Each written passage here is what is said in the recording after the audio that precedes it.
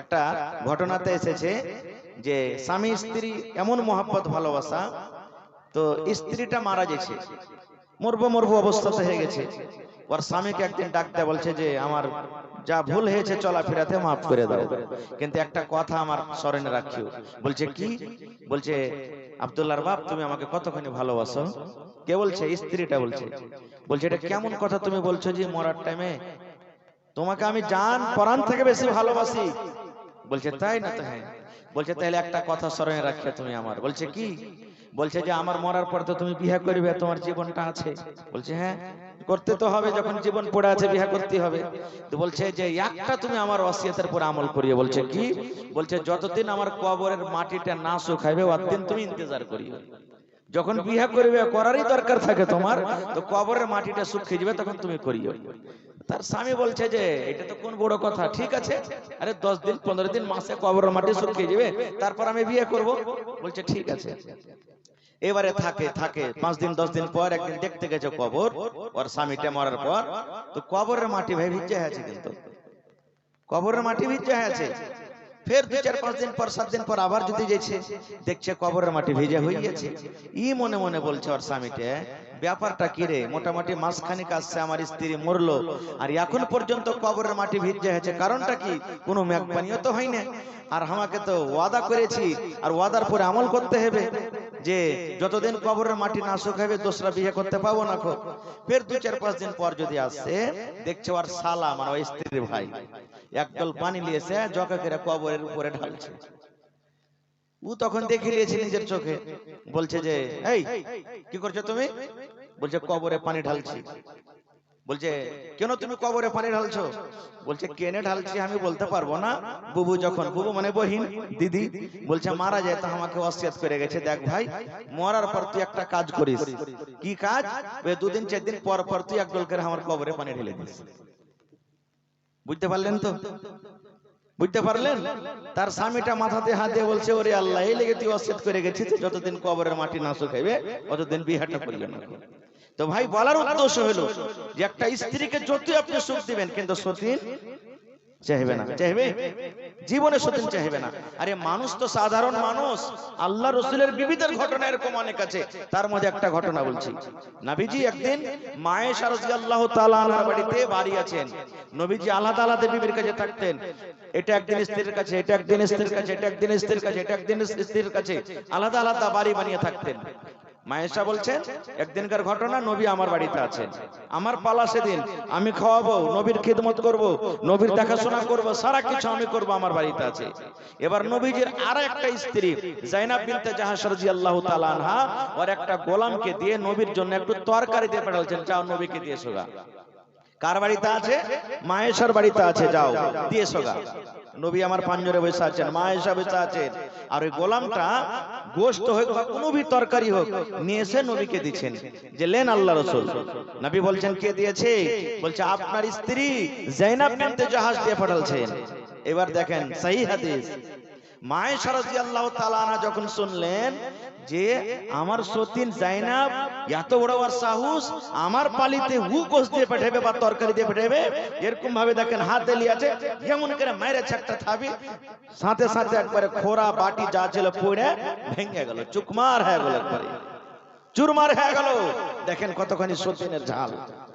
এবারে নবীজি পিয়ালা গালাকে কুড়াইলেন, কুড়িয়ে এক জায়গাতে জড়ো করলেন, কিন্তু জড়ো হবে। এবার নবীজি আয়েশাকে বলছেন, ও বিবি আয়েশা রে, তুমি কি করলে? তোমার এটা যে ভুল হয়ে গেল, তোমার যদি লাওয়ার দরকার না ছিল, গোলামকে তুমি ঘুরিয়ে দিতে, তোমার তরকারির দরকার নাই, কিন্তু তুমি একটা তোমার বোনের পেয়ালা ভেঙে দিলে, তুমি একটা কাটোরাকে ভেঙে দিলে। এই জন্য বিবি রে, তুমি যদি মাংস না খাইবে তো না খাও, আমিও যদি না খাই তো না খাবো, কিন্তু বিবি রে তুমি যে পেয়ালাটাকে ভেঙে দিয়েছো, এই পেয়ালার বদলাতে তোমাকে জরিমানাতে একটা নতুন পেয়ালা লাগবে। এবং নবী ওই গোলামকে বলছেন, গোলাম রে, তোমার মা রেগে গেছে, গেছে, মানে নবীর বিবিরা সব মুসলমান মুমিনের জন্য হলো মা। আমার হলো মা, আপনার হলো মা, কিয়ামত পর্যন্ত যত মুমিন আসবেন সবারই হলো মা। এই জন্য নবীদের বিবিরাকে উম্মাহাতুল মুমিনিন বলা হয়েছে, এই যে এরা মুমিনদের মা।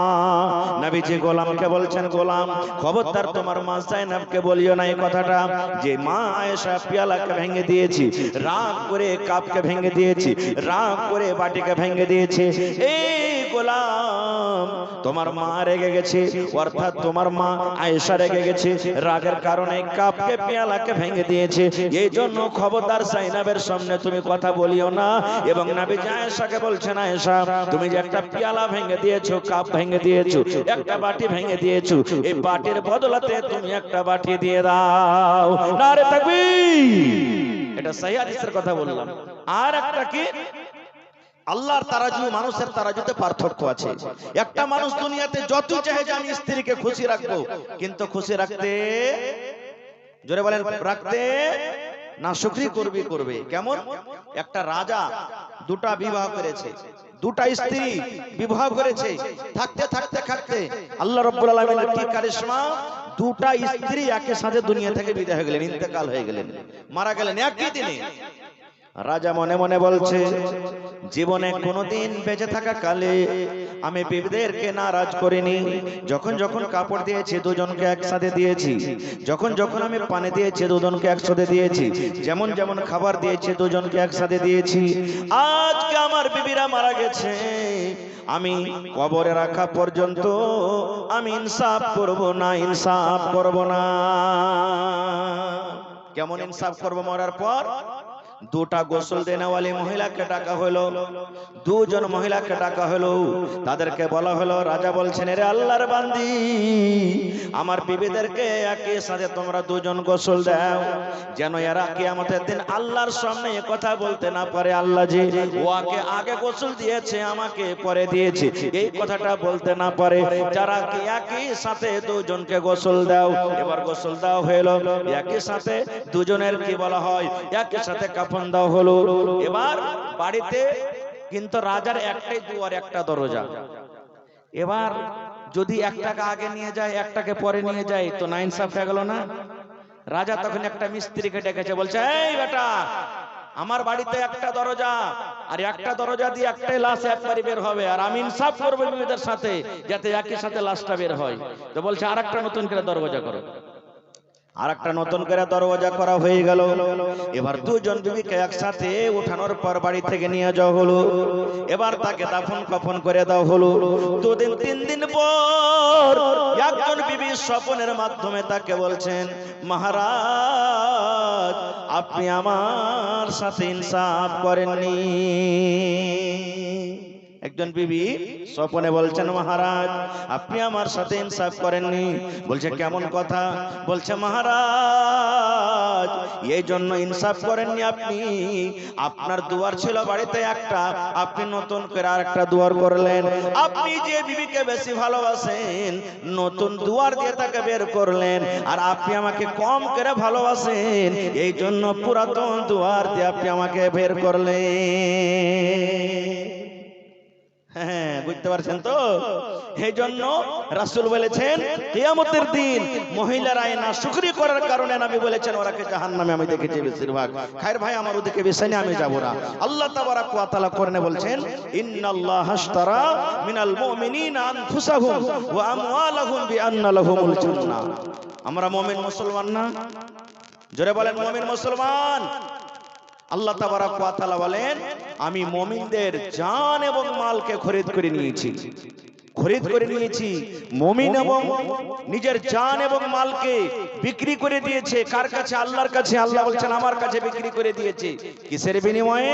বিআন্না লাহুমুল জান্নাহ, জান্নাতের বিনিময়ে। মুমিন মুসলমানকে আমি জান্নাত দিয়েছি এবং তার বদলাতে ওরা আমাকে কি দিয়েছে? নিজের জান দিয়ে দিয়েছে এবং নিজের মাল দিয়ে দিয়েছে। কেমন কথা? যে মাল আপনার কাছে আছে এই মাল কিন্তু আপনার নয়, যে বাড়ি আপনার কাছে আছে এই বাড়ি আপনার নয়, যে চার চাকা আপনার কাছে আছে এই চার চাকা আপনার নয়, যে জমি আপনার বাড়িতে আছে এই জমিন আপনার নয়, যে সোনা আপনার বাড়িতে আছে এই সোনা নয়। এই মুসলমান, আমার আপনার বডিতে যেটা রূহ আছে, জান আছে, এই জান আমার নয়। এই যে আমার হাত আছে হাত আমার নয়, এই যে চোখ আছে চোখ আমার নয়, এই যে পা আছে পা নয়, এই গোটা দেহটা আমার আছে এটা আমার নয়। এটা হলো আল্লাহ রব্বুল আলামিনের জন্য। কার জন্য? আল্লাহর জন্য। কারণ আল্লাহ বলেন মুমিন নিজের জান এবং মালকে বিক্রি করে দিয়েছে কিসের বিনিময়ে? জান্নাতের বিনিময়ে। তাহলে আপনি যে বলবেন নিজের হাত পাটাকে নিজের মন মতন আমি খাটাবো, আল্লাহর শরীয়তের দিকে যাব না, আল্লাহর দ্বীনের দিকে যাব না, চলবে না। কেমন কেমন করে সাহাবায়ে কেরাম নিজের এই আয়াতের প্রতি আমল করেছেন, মহব্বত ভালোবাসা দেখিয়েছেন। একটা ঘটনা আপনাদের সামনে বলবো, কারণ সময় খুব কম আর কাজ মেলাই লম্বা আছে, এর জন্য একটা ঘটনা আমি বলবো। একটা যুদ্ধ হয়েছিল, লড়াই হয়েছিল। সেই লড়াইটার নাম কি? সারাইয়া মাউতা। নবীজি যে যুদ্ধতে যাননি, সাহাবায়ে কেরামকে পাঠালছিলেন, সেই যুদ্ধের নাম হলো সারাইয়া। আর নবীজি যে যুদ্ধ থেকে ছিলেন সাহাবাদের সাথে, ওই লড়াইয়ের যুদ্ধের নাম হলো কি? গাজওয়া। তো নবীজি লড়াই করতে যাবে যাননি, সারাইয়া মাউতা মানে মওতার একটা জায়গার নাম, মওতাতে যুদ্ধটা হবে, এই জন্য নবী সাহাবায়ে কেরামকে পাঠালেন। আপনারা দিল্লি যান, পাটনা যান, মেলা জায়গাতে খাটতে যান, দফাদার একটা হয় না, তিনটে চারটে হয় একটা টিমের। কথা বলে দফাদার বুঝেন তো? দফাদার বুঝেন ভাই? ঠিকাদার যাকে বলা হয়, একটা হয় না তিনটে চারটে হয়, একটা সাইডে একটা হয়। কিন্তু নবীজি আমার তিনজন সাহাবীকে নবীজি আমার কি করলেন? সেনাপতি করে দিলেন, একটা টিমের মালিক করে দিলেন। কেমন করে মালিক করে দিলেন? নবী আমার বললেন সাহাবীদেরকে, ও সাহাবী দলেরা রে, প্রথম নম্বর এই টিমের মালিক হবে, সেনাপতি হবে আমার চাচা জাফর বিন আবু তালিব। জাফর আমার কাকাতো ভাই, সেনাপতি হবেন। সেই যদি লড়াই করতে করতে যুদ্ধ করতে করতে শহীদ হয়ে যায়, 2 নম্বর ইসলামের ঝান্ডা ধরবে, সেনাপতি হবে কে? যায়েদ বিন হারেসা, আমার বানা বেটা যায়েদ বিন হারেসা ইসলামের ঝান্ডা ধরবে। 2 নম্বরে যদি যায়েদ বিন হারেসাও দুনিয়া থেকে চলে যায়, শহীদ হয়ে যায়, তাহলে 3 নম্বরে ইসলামের ঝান্ডা ধরবে রে কে? ওরে আল্লাহ, 3 নম্বরে আব্দুল্লাহ বিন রাওয়াহা ইসলামের ঝান্ডা ধরবে। কয়টা সেনাপতি হলো? একটু কথা বলেন ভাই। 3টা সেনাপতি হয়ে গেল। 1 নম্বরে জাফর বিন আবু তালিব, 2 নম্বরে যায়েদ বিন হারেসা, 3 নম্বরে আব্দুল্লাহ বিন রাওয়াহা। এবার নবীজি 3-এর পর চতুর্থ জনের নাম কিন্তু নবীজি নিলেন না। আপনারা মনে মনে হয়তো বলবেন, হাজি 3 জনের নাম নিলেন, কিন্তু সাহাবায়ে কেরাম বুঝে ফেলেছেন। কি বুঝলেন? নবীজি সাহাবারাকে বললেন, ওরে তোমরা নিজের নিজের বাড়িতে চলে যাও, নিজের মায়ের সাথে দেখা করো, নিজের বিবির সাথে দেখা করো, ছেলে মেয়েকে তোমরা আদর করে নাও, সালাম কালাম করার পর তোমরা চলে যাও। কেন না তোমরা জানো না রে, লড়াইয়ের ময়দান থেকে তোমরা আর জীবনে ঘুরতে পারবে কি পারবে না, যুদ্ধের ময়দান থেকে তোমরা আর ঘুরতে পারবে কি পারবে না। এই জন্য তোমরা নিজের নিজের বাড়িতে তোমরা সালাম কালাম করে নাও। সব সাহাবীর কথা বলবো না, 1 মিনিটে একটা সাহাবীর কথা বলবো। কে? জাফর বিন আবি তালিব, যেটা নবীজির কাকাতো ভাই। বাড়ি চলে গেলেন। বাড়ি যাওয়ার পর 1 নম্বর সেনাপতি কিন্তু এবার বিবিকে বলছেন, বিবি রে আমি চললাম জিহাদের ময়দানে, চললাম লড়াইয়ের ময়দানে চললাম রে বিবি, তুমি আমাকে মাফ করে দাও, তুমি আমাকে মাফ করে দাও। আমি তোমার স্বামী, তুমি হলে আমার বিবি, একসাথে আমরা চলাফেরা করলাম। জীবনে হয়তো আমাদের কথার দ্বারাতে ভুল হয়েছে, হয়তো আমি তোমার হক আদায় করতে পারিনি। আল্লাহর দরবারে তুমি আমার পরে কোনো দাবি ধাক্কা রাখিও না। এই জন্য বিবিরি তুমি আমাকে আল্লাহর হস্তে মাফ করে দাও। যেমন কথাটা বলা, ভালোবাসা বিবি হাত কানটাকে এরকম ভাবে ধরে বলছেন, স্বামী গো আমি আল্লাহর দরবারে দোয়া করব, আপনি যেন সহি সালামতি লড়াই জিতে গাজী হয়ে যেন বাড়িতে ঘুরতে পারেন। স্বামী গো আমি আল্লাহর দরবারে আপনার জন্য দোয়া করব। এবার জাফর বিন আবু তালিব বলেন, বিবি রে আজকে তোমার দোয়া আল্লাহর দরবারে দরবারে কবুল হবে না। বিবিরে যতই কান্দা কান্দা তুমি আল্লাহর দরবারে দোয়া করো, যত তুমি সিজদাতে পড়ে পড়ে দোয়া করো, যত তুমি হাত তুলে তুলে দোয়া করো, আজকে তোমার দোয়া আল্লাহর দরবারে কবুল হবে না। কে বলছেন? নবীজির কাকাতো ভাই জাফর বলছেন। বিবি বলছেন, স্বামী গো কেন এটা কথা বললেন? কেন আমার দোয়া আল্লাহর দরবারে কবুল হবে না? আমি কি কোনো গুনাহ করেছি? আমি কি কোনো ভুল করেছি? যদি ভুল করে থাকি আল্লাহর দরবারে আমি তওবা করব, আমি ভুলের ক্ষমা চাইব। কিন্তু স্বামী গো একটা দয়া করে আপনি কথা বলেন তো, আমার দোয়া কেন আল্লাহর দরবারে কবুল হবে না? এইবারে জাফর বলছেন, বিবিরি এই জন্য তোমার দরবারে আল্লাহর দোয়া কবুল হবে না। এই জন্য হবে না রে বিবি, আমাকে নবীজি প্রথম সেনাপতি করেছেন। আর নবী বলেছেন, যদি আমার কাকাতো ভাই প্রথম সেনাপতি হলো রে, যদি দুনিয়া থেকে বিদায় হয়ে যায়, 2 নম্বরে সেনাপতি হবে কি যায়েদ বিন হারেসা, ও যদি শহীদ হয়ে যায়, 3 নম্বর সেনাপতি হবে আব্দুল্লাহ বিন রাওয়াহা। এই বিবি শুনো, আমার পর দুইজন সেনাপতি এখন আছে। তাহলে আমি ভেবে নিয়েছি, আমি আজকে আর ঘুরবো না বাড়িতে, লড়াইয়ের ময়দান থেকে যুদ্ধের ময়দান থেকে ঘুরবো না। যদি আমি ঘুরতাম তাহলে নবীজি আমার পরে দুইজন সেনাপতি করতেন না। তাহলে আমার পরে যখন দুইজন সেনাপতি আছেন, ইয়ার মানে আমি জাফর বিন আবু তালিব, আমি লড়াইয়ের ময়দান থেকে আজকে আমি ঘুরতে পারবো না। বন্ধুরে আমার লম্বা ঘটনা দেখেন, সাহাবায়ে কেরামের জাজবা কি মান কি মোহাব্বত ভালোবাসা। যুদ্ধের ময়দানে চলে গেলেন, লড়াই শুরু হয়ে গেল, যুদ্ধ শুরু হয়ে গেল। যুদ্ধ ইসলামের ঝান্ডা, ওই ইসলামের প্রথম ঝান্ডাকে নবীজির কাকাতো ভাই নিয়ে আছেন। লড়াই করতে করতে করতে এক দুশমন এমন ভাবে তাকে তলোয়ার মারলো রে, ওরে আল্লাহ, দুনিয়া থেকে বিদায় হয়ে গেলেন। ইসলামের ঝান্ডা পড়তে যাবে রে, 2 নম্বর যায়েদ বিন হারেসা ইসলামের ঝান্ডা তুলে নিলেন। লড়াই করতে করতে দুনিয়া থেকে উনিও চলে গেলেন। 3 নম্বরে আব্দুল্লাহ বিন রাওয়াহা এবার লড়াই করতে লাগলেন।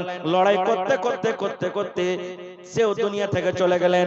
এবার যারা বেঈমান মুশরিক তারা লাত ও বলেন নারা দিতে লাগলো, জয় জয়কার করতে লাগলো, আজকে আমরা জিতে নিয়েছি, আজকে মুসলমানকে আমরা হারিয়ে দিয়েছি। কে ইসলামের ঝান্ডা ধরবে? ইসলামের ঝান্ডা কে ধরবে? কারণ নবীজি 3 জনের নাম বলেছিলেন, তুমি যদি শহীদ হয়ে যায় তুমি ধরবে, তুমি শহীদ হয়ে গেলে তুমি ধরবে। ওরা 3 জন শহীদ হয়ে গেল, ইসলামের ঝান্ডা জমিনে পড়তে যাবে রে, ইসলামের ঝান্ডা কে এখন ধরবে? ওরে আল্লাহ, সাহাবার মধ্যে মায়াসি ছেয়ে গেল। এবার সাহাবীদের মধ্যে একজন সাহাবী ছিল যার নাম হলো খালিদ রাদিয়াল্লাহু তাআলা আনহু। একটা পাহলমান মানুষ, খলিফা মানুষ। নবীজি কিন্তু তার নাম লাইনি 9 খান, আর একটা হাদিস আছে 11 খান তলোয়ার তার কিন্তু কোমরে ঝনঝন ঝনঝন ঝন করে ঝুলছে। 11 খান তলোয়ার, এক এক তলোয়ার মোটামুটি 8 কেজি 10 কেজি করে ওজন। ওরে আল্লাহ, 9 খান কিংবা 11 খান তলোয়ার তার কোমরে ঝুলছে, ঝনঝন ঝনঝন করে ঝুলছে। ওরে সুবহানাল্লাহ। এবার যখন খালিদ দেখলেন ইসলামের ঝান্ডা মানুষ মাটিতে পড়ে যাবে রে, আজকে মুসলমান হেরে যাবে নাকি, দৌড়াতে দৌড়াতে ওরে সুবহানাল্লাহ খালিদ রাদিয়াল্লাহু তাআলা ইসলামের ঝান্ডা তুলে নিলেন। এক হাতে ঝান্ডা নিয়ে নিলেন, এক হাতে কোমর থেকে তলোয়ার নিয়ে নিলেন। এবার লড়াই করতে লাগলেন। আমরা দেখে যেমন কলার গাছ কাটি, ভুট্টার গাছ কাটি, মাকের গাছ কাটি, এরকম ভাবে দুশমনকে কাটে ছবে চলে যায়, কাটে ছবে চলে যায়। মারতে মারতে মারতে তলোয়ার ভোতা হয়ে ভেঙে গেল। আবার কোমর থেকে খান্ডা তলোয়ার নিয়ে নিলেন, আবার কাটতে লাগলেন, ছাড়তে লাগলেন, কাটতে মারতে মারতে তলোয়ার ভোতা হয়ে ভেঙে গেল। আবার তলোয়ার নিয়ে নিলেন। এই করে করে ওরে সুবহানাল্লাহ, সেই লড়াইতে যুদ্ধতে তার হাত থেকে 9 খান কিংবা 11 খান তলোয়ার ভেঙে গেল। তলোয়ার ভাঙতে নাই, আর দুশমনকে ময়দান থেকে সাফ করে দিলেন। নারে তাকবীর! ময়দান সাফ, মুসলমান জিতে নিলেন। বাড়ি এলেন, বাড়ি আসার পর নবীজি শুনলেন আমার বেটা বানা বেটা যায়েদ বিন হারেসা শহীদ হয়ে গেছে, আব্দুল্লাহ বিন রাওয়াহা শহীদ হয়ে গেছে, জাফর বিন আবু তালেব শহীদ হয়ে গেছে। এবার নবীজি খালিদকে বলছেন, খালিদ রে তুমি আমার সামনে এসো। নবীর চোখ দিয়ে ঝরঝর ঝরঝর ঝরঝর করে পানি ঝরছে। এবার নবীজির চোখের পানি দেখে খালিদ বলছেন, নবীজি কেন কাঁদছেন? আপনার সাহাবায়ে কেরাম শহীদ হয়েছে এজন্য। নবী আমার বলছেন, সাহাবী রে, ও আমার সাহাবীর দল শুনে নাও, এটা আমার শুধু কান্না, দুঃখের কান্না নয় রে, খুশির কান্না। আপনারা জানি মানুষ যখন খুব খুশি হয়ে যায় হাসতে লাগে, হাসতে হাসতে হাসতে চোখের গোড়া দিয়ে পানি ঝরে কি ঝরে না? নবী আমার বলছেন এটা আমার খুশির কান্না রে। নবী আমার বলছেন খালেদ তোমার আমি নাম লিনি, আজকে তুমি ময়দান জিতে এসেছো, ময়দানকে তুমি ফাতা করে এসেছো। আই খালেদ আমি শুনলাম তোমার হাত থেকে আজকে 9 খান কিংবা 11 খান তলোয়ার ভেঙেছে। খালেদ রে যখন যখন তোমাকে আজ থেকে মানুষেরা ডাকবে, তোমাকে শুধু খালেদ বলে ডাকবে না, তোমাকে খালেদ সাইফুল্লাহ বলে ডাকবে। মানে খালেদ তুমি হলে আল্লাহর তলোয়ার। সুবহানাল্লাহ। দেখেন জানছিলেন সাহাবী যে আমি যাব, শহীদ হয়ে যাব, তাও বাড়িতে থাকলেন না, চলে গেলেন। কেন? উনি জানছেন যে আমার মাল, আমার জান তো বিক্রি হয়ে গেছে। আর একটা ঘটনা বলি, 2-4 মিনিটে বাস, আপনারা একটু ধৈর্য ধরেন। 2-4 মিনিটে কেমন ঘটনা? একটা লড়াই হয়েছিল, যুদ্ধ, গাজওয়ে উহুদ, গাজওয়ে উহুদের যুদ্ধ। নবীজি লড়াই করতে যাবেন, তা নবীজি একটা হেদায়েত করলেন, যারা বুড়া মানুষ লড়াই করতে যায় না। খুব শর্টে বলছি, লম্বা ঘটনা। বুড়া মানুষ ঘর লড়াই করতে যায় না, বাচ্চা ছেলে লড়াই করতে যায় না, যারকে বিবিদের ছেলে মেয়ে সন্তান হবে লড়াই করতে যায় না, যার ফল পাকবো হয়েছে লড়াই করতে যায় না। নবী আরো বললেন কি, যার জানোয়ার উটনি ছাগল বকরির গায়ের বাচ্চা হবো হয়েছে লড়াই করতে যায় না। এরকম ভাবে নবীজি কিছু নিষেধ করলেন যে নতুন বিয়ে করেছো লড়াই করতে যেও না। কেন? তুমি লড়াই করতে যাবে, নতুন বউ তোমার বাড়িতে থাকবে, তোমার মন খানা আগা পাছা করবে, আল্লাহ আমি ঘুরে যেতে পারবো কি পারবো না। তোমার স্ত্রীর বাচ্চা হবে, তোমার মন আগা পিছা করবে। কেন?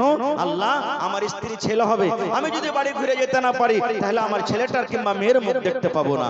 এই জন্য নবীজি নিষেধ করে দিলেন। শর্ট কথা, সব সাহাবী চলে গেলেন। ওই লড়াইতে নবীজির খুব কষ্ট, নবীজির এত কষ্ট, শুধু নবীজি নয়, বড় বড় ৭০ জন শহীদ হয়ে গেছিলেন, ৭০ জন সাহাবে কেরাম শহীদ হয়ে গেছিলেন। ওই লড়াইতে নবীজির চাচা হযরত হামজা রাদিয়াল্লাহু তাআলা শহীদ হয়েছেন। ওই লড়াইতে, ওই যুদ্ধতে একজন মহিলার 4 জন আত্মীয় শহীদ হয়েছেন। কয়জন? 4 জন। বেটা, ভাই, স্বামী, বাপ, 4 জন শহীদ হয়েছেন। আমি সবার কথা বলবো না ভাই, আল্লাহ হায়াত রাখে ইনশাআল্লাহ কোনদিন। এবার নবীজি একজনকে বললেন, ও আমার সাহাবী, মদিনাতে এলান করো গা, যাও, যারা আমি বাড়িতে থাকতে বলেছিলাম ওরাও যেন জিহাদের মাঠে চলে আসে, লড়াইয়ের ময়দানে চলে আসে। এবার একজন সাহাবী মদিনার গলিতে এলান করে দিলেন। কি এলান করেছেন? ও আল্লাহর নবীর সাহাবীরা রে, কে তোমরা বাড়িতে আছো, কে তোমরা বাড়িতে আছো, একটু তোমরা কান করে শুনে নাও। নবীজির আমার ডাক হয়েছে, নবীজির এলান হয়েছে, তোমরা তাড়াতাড়ি করে তলোয়ার নিয়ে নাও, তাড়াতাড়ি করে তোমরা তীর নাও, আর তাড়াতাড়ি করে তোমাদের যেটা পোশাক আছে লড়াই যুদ্ধতে যাওয়ার জন্য, তোমরা তাড়াতাড়ি করে তোমরা যুদ্ধের ময়দানে চলে যাও। নারে তাকবীর। সব সাহাবীর কথা বলবো না। একজন সাহাবী যার নাম হলো হযরত হানজালা রাদিয়াল্লাহু তাআলা আনহু, নতুন বিয়ে করে প্রথম রাত বিবির কাছে কাটছেন, প্রথম রাত। আর যারা যারা বিয়ে শাদী করেছেন জানছেন প্রথম রাতটা কত আরামের রাত হয়, 10 ঘন্টার রাত। যারা বিয়ে শাদী প্রথম রাত কাটে মনে করে আল্লাহ যে আজ যদি 10 ঘন্টার জায়গাতে 20 ঘন্টার রাতটা করতে তো আল্লাহ কত ভালো হইতো। মনে হয় আজ ভোরই না হয়, কত মজার রাত হয়, কত খুশির রাত হয়। সেই রাতে এক অপর স্বামী স্ত্রী দেখাশোনা হয়, কথাবার্তা কত কি হয়, সুবহানাল্লাহ। তো হযরত হানজালা রাদিয়াল্লাহু তাআলা আনহু নতুন বউকে নিয়ে বাড়িতে আরাম করছেন। তার কানে কথা লাগলো নবীর ডাক হয়েছে, আজকে যুদ্ধের ময়দানে যেতে হবে। বিছানা থেকে উঠে গেলেন, ধড়ফড় করে বিছানা থেকে উঠে গেলেন। কোনাতে তলোয়ার রাখা ছিল, তলোয়ার খান নিয়ে নিলেন। ভালোবাসা বিবি বলছেন, আল্লাহ কি আমি ভুল করলাম, আল্লাহ জি আমার স্বামীর হাতে আমি তলোয়ার দেখছি, আমাকে মনে হয় মারবে নাকি। এবার দেখতে দেখতে দেখছেন, ওরে আল্লাহ, যুদ্ধতে যাওয়ার জন্য হানজালা রাদিয়াল্লাহু তাআলা একটা সেরা পিন্দে নিলেন। সেরা মানে ওরে আল্লাহ একটা লোহার একটা পিরহন, দুশমনেরা যদি তলোয়ার মারে তেল মারে হেফাজত হবে। এবার সেরা পিন্দে নিলেন, হাতে তলোয়ার নিয়ে নিলেন। এবার ঘর থেকে বের হবে। এবার বিবিকে বলছেন, বিবি রে, নবীর ডাক হয়েছে রে বিবি, আমি চলে গেলাম জিহাদের ময়দানে, যুদ্ধের ময়দানে চলে গেলাম। এবার বিবি বলছেন, স্বামী গো, আজকে আপনি আমাকে বিয়ে করে বাড়িতে এনেছেন, আপনার জন্য আমি একটা নতুন বিবি, আমার জন্য একটা আপনি নতুন স্বামী। এখনো মন ভরে কোনো গল্প সল্প হয়নি, আপনিও মন ভরে আমাকে দেখেননি, কোনো গল্প সল্প করেননি। এই জন্য স্বামী গো, আপনি একটু দাঁড়ান, থেকে যান, আপনি যায়েন না। এবার কি বলছেন হানজালা, দেখেন বিবি রে, আল্লাহ যদি বাঁচিয়ে রাখে আমি পরে এসে তোমার সাথে কথা বলবো, বিবি রে গল্প করব, আমি খুব তোমার সাথে মিষ্টি ভাবে গল্প করব, কিন্তু এখন বাড়িতে থাকবো না, নবীর ডাক হয়েছে, আমি নবীর জন্য আমি ময়দানে চলে গেলাম। এবার ভালোবাসা বিবি কি বলছেন, স্বামী গো তাহলে একটা কথা আর শোনেন, আপনি যে আমার কাছে রাতটা কাটালেন, আপনি যে কিছু সময় আমার কাছে থাকলেন, আমার স্বামী স্ত্রী যে আমাদের মেলামেশা হয়েছে, আপনার শরীরটা নাপাক হয়েছে, আপনি যে নাপাক হালাতে ময়দানে চলে যাচ্ছেন, এটা কিন্তু ঠিক নয়। ও আমার স্বামী, দয়া করে আপনি ফরজ গোসলটা আপনি করেলেন, ফরজ গোসল করার পর আপনি জিহাদের ময়দানে চলে যান, আপনাকে আর রাখবো না। এবার স্বামী কি বলছেন, বিবি রে আমি জানি আমার শরীরটা নাপাক হয়েছে, আমার উপরে গোসল ফরজ হয়েছে, বিবি রে শোনো, আমি যদি গোসল করতে যাই হয়তো 10 মিনিট সময় লাগবে, 15 মিনিট সময় লাগবে, 5 মিনিট সময় লাগবে, বিবি রে শোনো, এই মধ্যখানে যদি আমার নবীর কোনো ঘটনা ঘটে যায়, আল্লাহ রাব্বুল আমিন কিয়ামতের দিন যদি আমাকে বলে, রে আমার বান্দা, নতুন বউ নিয়ে তুমি বাড়িতে মজা করছিলে, আর আমার নবী জিহাদের ময়দানে কত কষ্টতে ছিল, আমি আল্লাহর সামনে এটা আমি হিসাব দিতে পারবো না। এই জন্য বিবিরে, আল্লাহ যদি আমাকে বাঁচিয়ে রাখেন, আমি যদি গাজী হয়ে ঘুরতে পারি, আমি বাড়িতে আসার পর আমি গোসল করব। শেষ কথা লড়াই করতে চলে গেলেন। যুদ্ধ করতে করতে করতে মদিনাতে খবর এলো, অমুক সাহাবী মারা গেছে, অমুক সাহাবী মারা গেছে, নবীর চাচা মারা গেছে, অমুক মারা গেছে। এই করতে করতে মদিনাতে খবর হয়ে গেল, রে হযরত হানজালা ও দুনিয়া থেকে শহীদ হয়ে গেছেন। আল্লাহর রাহে নিজের জীবনটাকে কুরবানি করে দিয়েছেন, আল্লাহর রাহে নিজের জীবনটাকে হারিয়ে দিয়েছেন। তো পাকির হালাতে মরলো না নাপাকের হালাতে?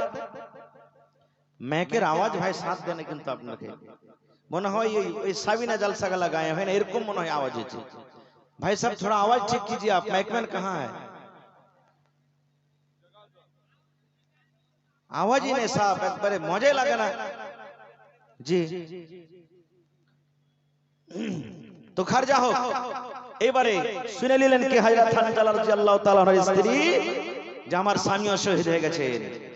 এবার হাঁটতে হাঁটতে হাঁটতে হাঁটতে ময়দানে চলে গেলেন। এবার নবীজি বলছেন, কে মহিলাটা দেখো তো। একজন সাহাবী বলছেন, হুজুর এটা হলো হানজালার স্ত্রী। উনি বলছেন আমার স্বামী হানজালা আর আমি হানজালার স্ত্রী। নবী বলছেন তাকে আসতে দাও।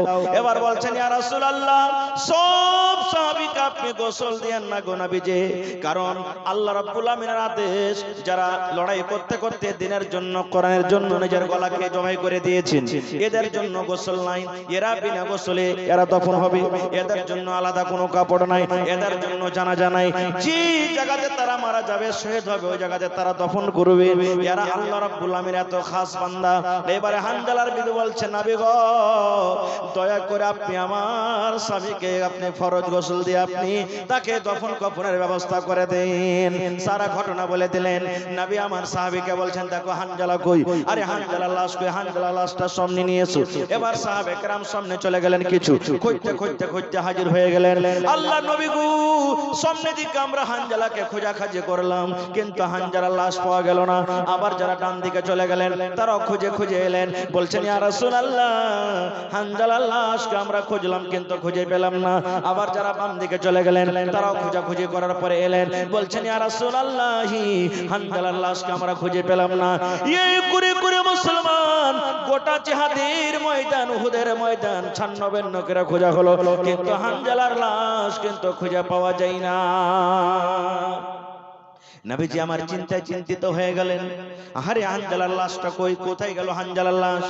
দুশমনরা কি তার লাশটা নিয়ে চলে গেল বেহুরমতি করার জন্য? দুশমনরা কি তারা লাশটাকে গায়েব করে দিল নাকি? এই করতে করতে করতে ওরে আল্লাহ, দেখছে নবী আমার একটা পাহাড়ের উপরে, পাথরের উপরে হানজালার লাশটাকে শুইয়ে দেওয়া হয়েছে। নবী আমার দেখছেন কি, ওরে আল্লাহ পাহাড়ের উপরে এবং ওই পাহাড়ের উপরে একটা পাথর ছিল, ওই পাথরের উপরে হানজালার লাশটাকে শুইয়ে দেওয়া হয়েছে এবং তার শরীর দিয়ে top top top top top top করে পানি ঝরে ঝরে পড়ছে। নবী আমার বলছেন সাহাবীরা, গায়ে দেখো, তোমরা লাশ খুঁজে পাও না, এই দেখো পাথরের উপরে হানজালার লাশ। সাহাবায়ে কেরাম দেখছেন, আরে আল্লাহ, তার শরীর দিয়ে ঝরঝর ঝরঝর করে পানি ঝরছে। সাহাবায়ে কেরাম বলছেন, নবী গো, একটা জিনিস বুঝতে পারলাম না গো নবীজি। বলছে কি? বলছে নবী গো, ওখানে কোন লোকজনকে দেখতে পাওয়া যায় না গো নবীজি, কোন মানুষকে দেখতে পাওয়া যায় না যে কে গোসল দেয়, কে পানি ঢালে, কে গোসল দেয়, কোন লোকজন নজর আসে না, শুধু আমরা হানজালাকে দেখতে পাই। কিন্তু নবী গো, আমরা কে মনে হয় হানজালাকে কেহ গোসল দেওয়ালে নাকি, তার শরীর দেখেন ঝরঝর ঝরঝর করে পানি পড়ে।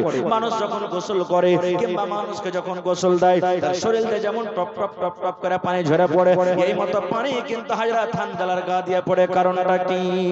নবী আমার বলছেন, সাহাবীরা রে, এটা মানুষে গোসল দেয়নি, এটা মানুষে গোসল দেয়নি রে।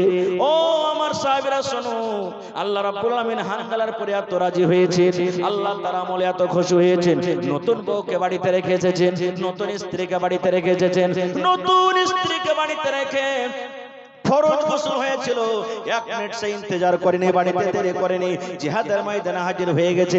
আল্লাহ রাব্বুল আমিন তার আমলকে এত পছন্দ করেছেন, আল্লাহ ফেরেশতাকে ডাকতে বললেন, ফেরেশতারে তোমরা তাড়াতাড়ি করে চলে যাও উহুদের ময়দানে এবং আমার খাস বান্দা হযরত হানজালাকে তোমরা ফরজ গোসল দিয়ে দাও।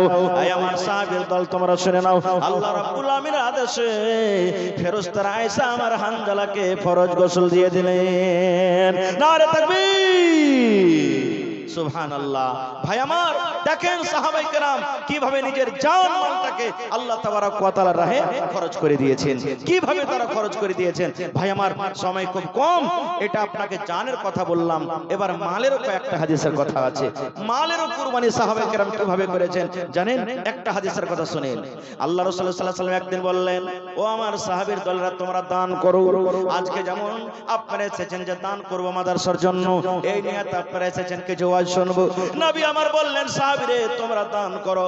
সাহাবায়ে কেরাম নিজের নিজের বাড়িতে চলে গেলেন, কে ছাগল এনে দিয়ে দিলেন, কে খাজুর এনে দিয়ে দিলেন, কে জও এনে দিয়ে দিলেন, কে কিশমিশ এনে দিয়ে দিলেন, কে ভেড়া এনে দিয়ে দিলেন, কে উট এনে দিয়ে দিলেন, কে সোনা এনে দিয়ে দিলেন, কে চাঁদি এনে দিয়ে দিলেন, যে যা পারলেন দিয়ে দিলেন। কিন্তু একজন সাহাবী হযরত ওমর ফারুক রাদিয়াল্লাহু তাআলা আনহু মনে মনে বলছেন, আবু বকরকে দান করে জিততে পারিনি কোনোদিন, আজ আবু বকরকে দান করে জিতবো। আবু বকর সবথেকে বড় সাহাবী, মানে সম্মানে আল্লাহ নবীদের পর তার মর্যাদা সম্মান দিয়েছেন। বাড়িতে গেলেন, মালকে দুভাগ করলেন, কে? হযরত ওমর ফারুক। দুভাগ করে এক ভাগ বাড়িতে রাখলেন আর এক ভাগ আল্লাহ রাসূলের সামনে হাজির করলেন। মনে আশা কি? আবু বকরকে দান করে জিতবো। এবার সবারই দান দেখে হযরত আবু বকর বাড়ি গেলেন, বিবিকে বলছেন বাড়িতে যাওয়ার পর, ও ভালোবাসা বিবি, নবী বলেছেন দান করতে হবে, কিছু আছে বিবি বাড়িতে? ভালোবাসা বিবি বলছেন, স্বামী গো, ওরকম কিছু দেওয়ার মতন নাই। একসা যে আমরা ফিতরা আদায় করি, 1.5 কিলো কিংবা 3 কিলো চাল কিংবা গহম। বলছে নবী, এ বলছে স্বামী গো, আল্লাহর নবীর দরবারে দেওয়ার মতো কিছু নাই, একসা যাও কিংবা যাওয়ের আটা আছে। কে বলছেন? হযরত আবু বকর রাদিয়াল্লাহু তাআলা আনহুর বিবি। এবার হযরত আবু বকর বলছেন, আল্লাহ, একসা আমি কেমন করে নিয়ে যাব, বড় লজ্জার কথা। এবার একটা চাদরকে গায়ে দিয়ে নিলেন, সুন্দর করে মালকোটাকে বুকে চেপে নিলেন, হাঁটতে হাঁটতে এসে ঢেরিতে ঢেলে দিলেন যেন কেউ জানতে না পারে। দান যখন শেষ হয়ে গেল, নবীজি এবার জিজ্ঞাসা করতে লাগলেন, আব্দুর রহমান তুমি কি দিয়েছো? 1000 কিলো খাজুর দিয়েছো নবী গো। কত? 1000 কিলো খাজুর দিয়েছি। এবার নবীজি ওসমানকে বলছেন, ওসমান তুমি কি দিয়েছো? বলছেন, নবীজি উট দিয়েছি, আমি ঘোড়া দিয়েছি, নবীজি আমি সোনার টাকা দিয়েছি এবং আমি সোনার চাঁদের টাকা দিয়েছি, সোনারও টাকা দিয়েছি। দিনার ও দিরহাম, দিনার বলা হয় সোনার টাকাকে, দিরহাম বলা হয় চাঁদের টাকাকে। চাঁদি এবং সোনার টাকা আমি দিয়েছি। নবীজি ওমরকে বলছেন, ওমর তুমি কি দিয়েছো? বলছেন, নবীজি মালকে 2 ভাগ করেছি, 1 ভাগ ছেলে মেয়ের জন্য বাড়িতে রেখেছি, 1 ভাগ আপনার দরবারে হাজির করে দিয়েছি। এইবারে নবীজি শেষের বেলা আবু বকরকে বলছেন, আবু বকর তুমি কি দিয়েছো? হযরত আবু বকর বলছেন, নবীজি কি দিয়েছি আর কি বাড়িতে রেখেছি এটা জিজ্ঞাসা করেন, শুধু কি দিয়েছি এটা জিজ্ঞাসা না করে। নবীজি বললেন, আরে বাবা, তোমার ছেলে মেয়ের জন্য বাড়িতে কি রেখেছো আর তুমি বাড়িতে রেখে এখানে কি দিয়েছো একটু বলো তো। দেখেন হযরত আবু বকর রাদিয়াল্লাহু তাআলা আনহুর জবাব, এরকম জবাব কিয়ামত পর্যন্ত কোনো মানুষ দিতে পারবেন না। হযরত আবু বকর রাদিয়াল্লাহু তাআলা আনহু কি বলছেন দেখেন, আল্লাহর নবী গো, দানের কথা যখন আপনি বললেন নবী গো দান করতে হবে, আমি বাড়িতে গেলাম আর বাড়িতে যাওয়ার পর আমি দেখলাম আমার বাড়িতে যা ছিল সব কোটা আমি নিয়েছি। আমার বাড়িতে শুধু আল্লাহ এবং আল্লাহ নবীকে রেখেছি, আল্লাহ এবং আল্লাহ নবীর মহব্বত ভালোবাসা রেখেছি, আল্লাহ এবং আল্লাহ রাসূলের মহব্বত ভালোবাসা রেখে আমার বাড়িতে যা ছিল নবী গো সব আল্লাহর রাহে আমরা হাজির করে দিয়েছি। ওরে আল্লাহ, দেখেন কত বড় জব। নবী গো, আল্লাহ এবং আল্লাহ রাসূলের মহব্বত ভালোবাসা শুধু বাড়িতে রেখেছি, বাড়িতে রাখার পর আমার বাড়িতে যা ছিল সব আপনার সামনে হাজির করে দিয়েছি। হযরত ওমর রাদিয়াল্লাহু তাআলা আনহু এবারে বললেন, কি এই আল্লাহ, আজ আমি আবু বকরকে দান করে জিততে পারলাম না, মনে খুব আশা ছিল আজকে দান করে জিতবো কিন্তু পারলাম না। কেন পারলাম না?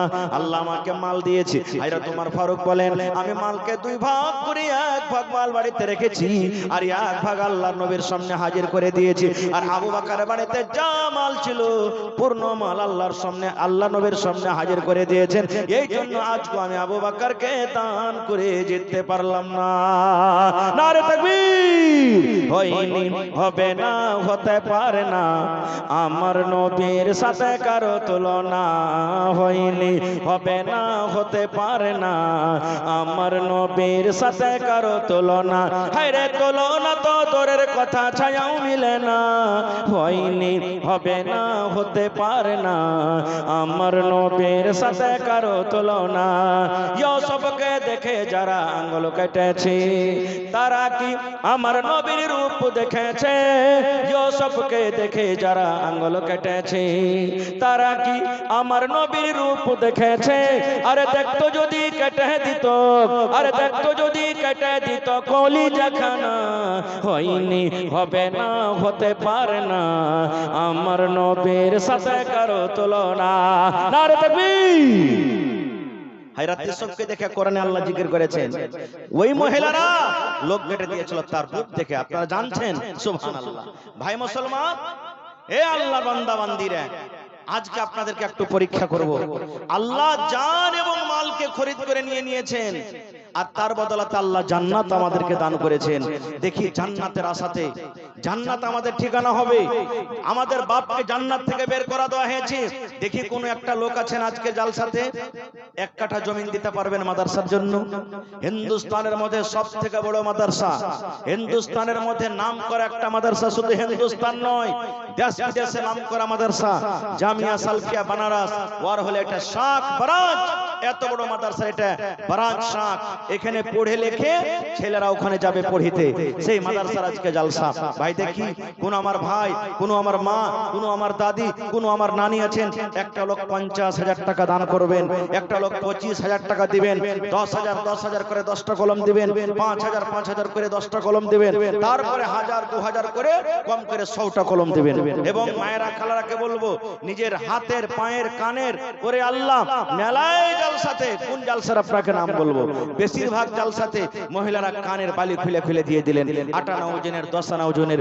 কত মহিলা গলাতে পান দিয়ে দিলেন 4 আনা ওজনের। কত মহিলারা আগা জামানাতে ওই গোল গোল যে সোনার তাবিজ পরতো, তাবিজ খুলে খুলে দিয়ে দিয়েছেন। কত মহিলা নাকের দিয়ে দিয়েছেন, কত মহিলা আল্লাহুস সামাদ পার পায়েল দিয়ে দিয়েছেন, কেউ আংটি খুলে দিয়ে দিয়েছেন। কত জায়গাতে ছাগল পাওয়া গেছে, গরুও পাওয়া গেছে। দেখি আজকে 1 কাঠা জমিন যদি মাদ্রাসার আশেপাশে থাকলে লাগিয়ে দিবেন, না আছে মাঠে ময়দানে কোন জায়গাতে আছে, বিক্রি করে যা টাকা হবে মাদ্রাসাতে লাগিয়ে দিবেন। এরকম কোন আল্লাহর বান্দা আছেন দুনিয়া থেকে চলে যাবেন, দুনিয়া শেষ হয়ে যাবে আমার আপনার জন্য, কিন্তু এই মাদ্রাসার জন্য যেটা দিয়ে যাবেন কিয়ামতের দিন সাদকায়ে জারিয়া হিসেবে আল্লাহ আপনাকে দিবেন আর পাবেন। মরার পরই আপনার এই রেজাল্ট কবরে যেতে থাকবে। আসেন তো দেখি, 1 টাকা দিবেন তো 1 টাকা আপনার কাছ থেকে নিব, 5 টাকা দিবেন তো 5 টাকা আপনার কাছ থেকে নিব।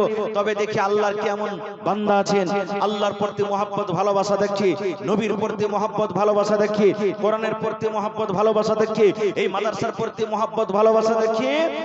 50,000 টাকা একটা লোক দিতে পারবেন, 20,000 টাকা একটা লোক দিতে পারবেন, 10,000 করে 10টা লোক দিতে পারবেন, 5,000 করে সুবহানাল্লাহ দেখি 10টা লোক দিতে পারবেন, আর হাজার করে কম করে 50টা কলম দিবেন, 2,000 করে কম করে 25টা কলম দিবেন। তো বিসমিল্লাহ করেন তো।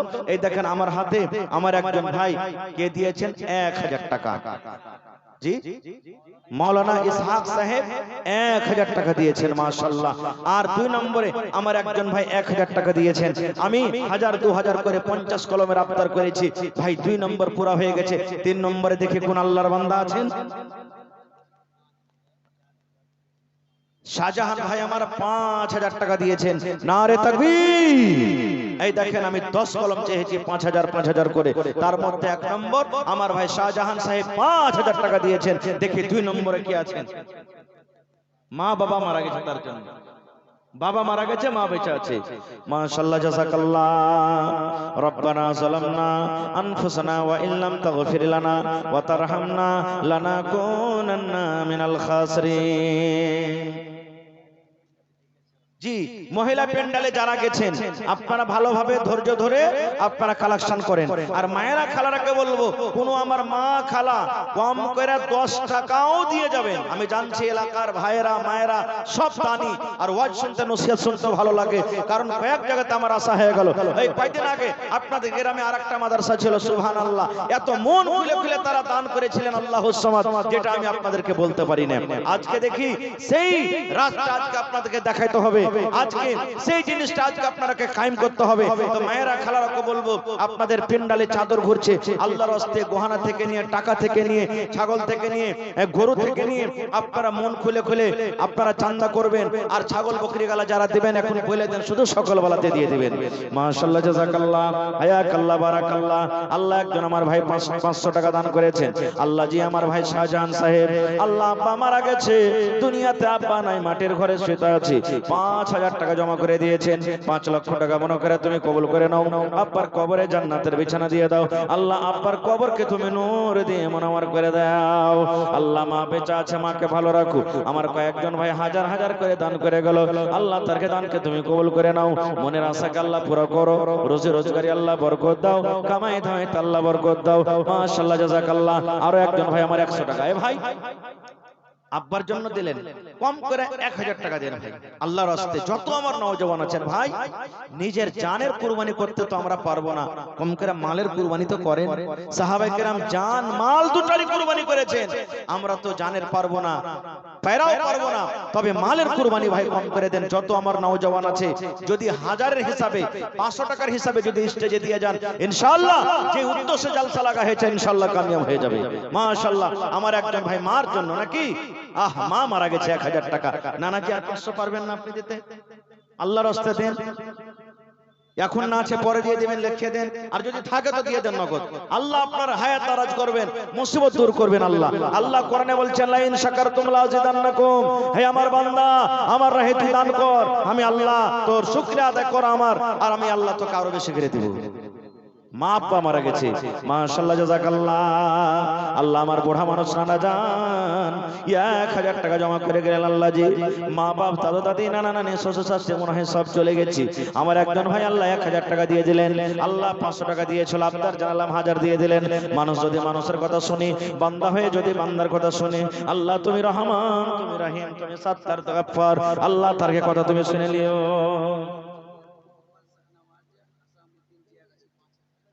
ইঞ্জিনিয়ার মোহাম্মদ শাহনওয়াজ আসামউদ্দিন জিয়াগাছি থেকে 5,000 টাকা। মাশাআল্লাহ, মাশাআল্লাহ, জাযাকাল্লাহু খাইরান জাযা ওয়া আজরাল জাযা। আল্লাহ আমার ইঞ্জিনিয়ার ভাই জিয়াগাছি থেকে 5,000 টাকা জমা করে দিলেন। 5 লক্ষ টাকা মনে করে তুমি কবুল করে নাও। আরো একজন ভাই আমার 500 টাকা জমা করে দিলেন। মাশাআল্লাহ। দিগ্গিটোলা থেকে হাজী সাহেব কাঠিয়ার মেহমান মানুষ 3,000 দিয়েছেন। যদি হাজী সাহেব আর 2,000 দিলে 5,000 টাকার টার্গেটটা পুরো হয়ে যেত। আছে না, চলে গেছেন হাজী সাহেব? আছেন ইনশাআল্লাহ। 3,000 দিয়েছেন, মেহমান মানুষ, চাপ দিব না। যদি পারেন 2 কলম হয়ে গেছে 5,000 করে, 3 নম্বর ইনশাআল্লাহ হয়ে যাবেন আমার হাজী সাহেব। আল্লাহ তাআলা তাকে তৌফিক দিয়েছেন, সুবহানাল্লাহ। কি নাম, কি নাম ভাই? আহা হা রোকাইয়া খাতুন দেখেন আল্লাহ তোমার বান্দির তামাশা নারে তাকবীর তোর বান্দারে আজ হাত তুলেছে তোর দরবারে তোর বান্দারে আজ হাত তুলেছে তোর দরবারে তোর রহমতের ভিখায়া মাই